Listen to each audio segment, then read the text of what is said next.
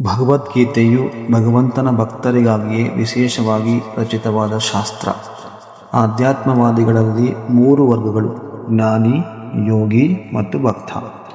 ಇಲ್ಲಿ ಭಗವಂತನು ಇಂದಿನ ಪರಂಪರೆಯ ನಷ್ಟವಾದದ್ದರಿಂದ ತಾನು ಅರ್ಜುನನನ್ನು ಹೊಸ ಪರಂಪರೆಯ ಮೊದಲನೇ ಶಿಷ್ಯನನ್ನಾಗಿ ಆರಿಸಿಕೊಂಡಿರುವುದಾಗಿ ಸ್ಪಷ್ಟವಾಗಿ ಹೇಳುತ್ತಾನೆ. ಸೂರ್ಯದೇವನಿಂದ ಇತರರಿಗೆ ಸಾಗಿ ಬರುತ್ತಿದ್ದ ಚಿಂತನ ಮಾರ್ಗದಲ್ಲಿ ಇನ್ನೊಂದು ಪರಂಪರೆಯನ್ನು ಸ್ಥಾಪಿಸುವುದು ಭಗವಂತನ ಇಚ್ಛೆಯಾಗಿತ್ತು. ಅರ್ಜುನನು ಮತ್ತೆ ಹೊಸದಾಗಿ ತನ್ನ ಉಪದೇಶ ಪ್ರಸಾರ ಮಾಡಬೇಕು ಎಂದು ಅವನ ಅಪೇಕ್ಷೆಯಾಗಿತ್ತು. ಭಗವದ್ಗೀತೆಯ ತಿಳುವಳಿಕೆಯಲ್ಲಿ ಅರ್ಜುನನು ಅಧಿಕಾರಿಯಾಗಬೇಕೆಂದು ಆತನ ಇಚ್ಛೆಯಾಗಿತ್ತು.